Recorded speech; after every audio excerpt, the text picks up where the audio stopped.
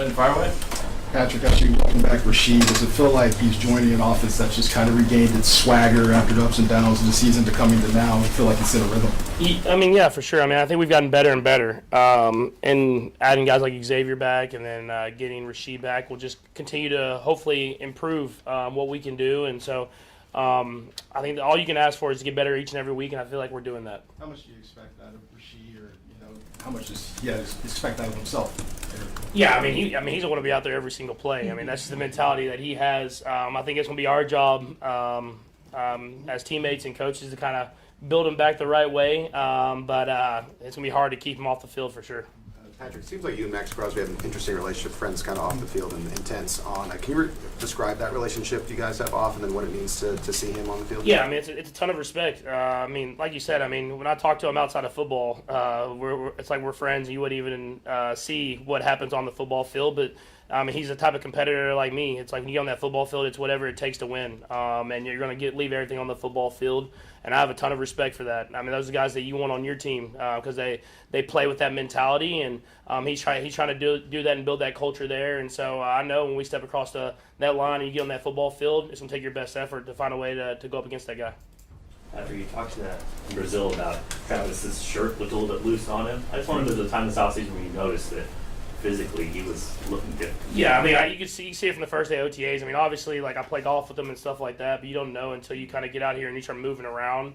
And so I think right when you got to OTAs and you saw him and going through workouts, you could see that his body was in good shape and he was moving a little faster than he even was the year before. And I could tell just from the mentality that he had that he was going out there to prove something, and he's done a great job starting off this year. What did you think of his shape this past game?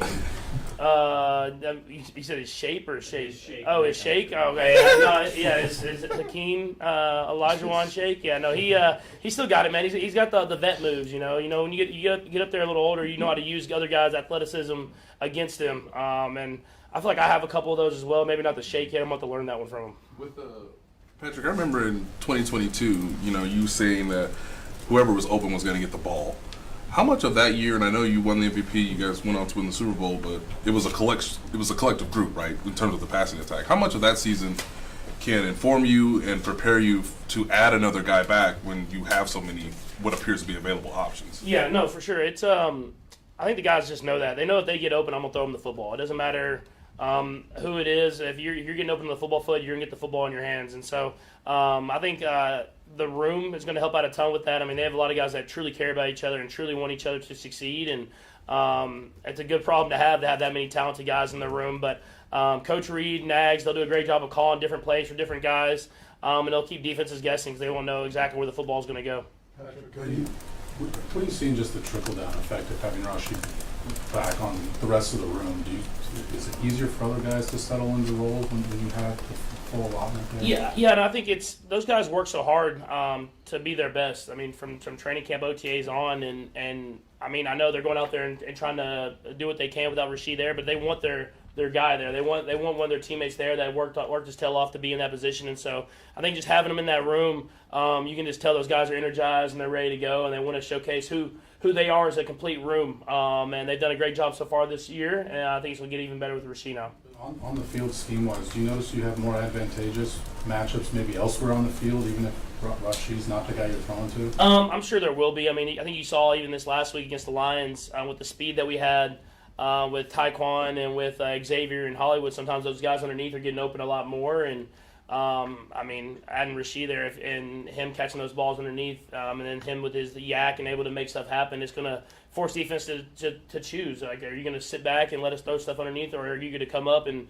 have to deal with all that speed running down the field? And so that's a good problem to showcase towards defenses.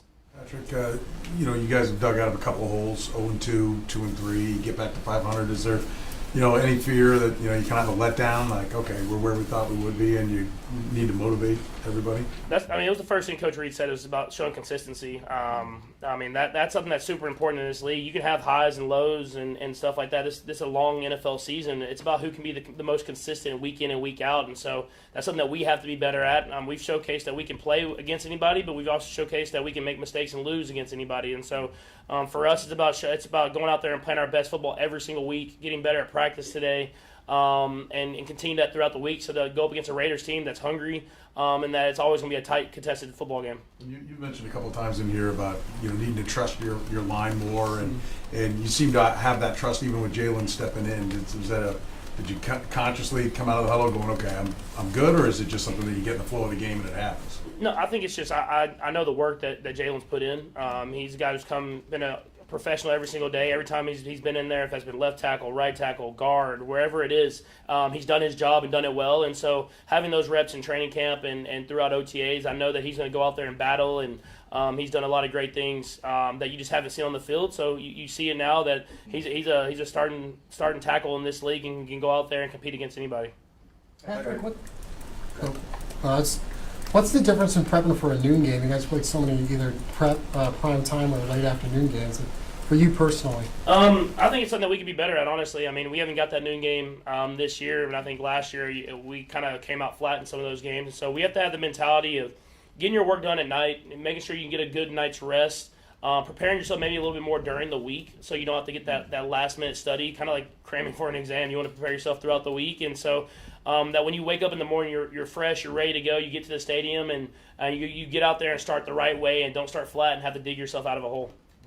Patrick, I know this can change week to week, but between the way the line's playing and the way your receiver options are coming together, do you feel sort of as much kind of comfort and trust as you felt for a couple of years at this point? Excuse me. Yeah, no, I mean, I felt good these last few weeks especially, and I think that it all starts with the offensive line. When they're blocking the way they're blocking, it gives me a lot of confidence to sit in the pocket and make these throws down the field, and then when that's not open, hit the guys underneath and let them make plays happen. And so that's about you to continue to steadily build on that. I have to continue to get better and better, and look at the tape, learn from even when we're having success, learn from the mistakes that we make, and that's what I'll try to continue to do throughout the rest of the season. Has it felt more like a different sense of that with all that stuff going at once than maybe it has for a while, or not necessarily? Yeah, and I think, I mean, obviously when you start bad, you kind of don't have the room for error, so you have to stay on top of everything, and so sometimes wins can almost like hide some of the flaws that you have throughout the team, and when you lose, you really take a deep look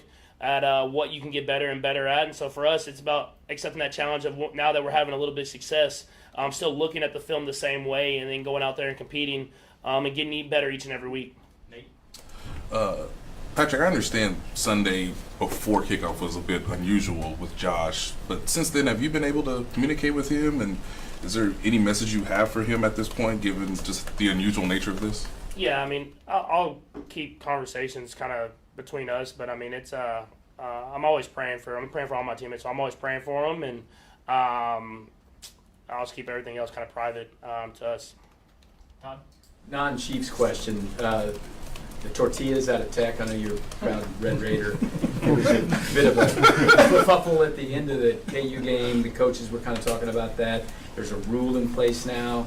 What are your thoughts about trying to figure out what they're supposed to do with it? I'll stay in line with Coach McGuire. I mean, I love the tortillas and throwing the tortillas, and doing that at the first kickoff is awesome, but whenever it hurts the team, you don't want to do that. But I love the passionate fan base that the Red Raiders have, and I love how the Red Raiders are playing football right now. And so just keep it to not getting penalties on game day that could hurt the team, and then go out there and continue to win football games. Neil? Can you talk about playing an AFC West team, and while the Raiders have moved a lot, it's still the Raiders? Oh, 100%. You feel that when you step in the building during Raider Week. I mean, it's I always say it doesn't matter if you're doing good, they're doing good, both doing bad. This game, it means more to everybody. Everybody that's playing in the game, both sides of the football, and so you have to have that mentality. It's a true rivalry game. You don't have a lot of those in the NFL, and I'm blessed to be a part of it because it really does bring out the best in both teams. Thanks, Patrick.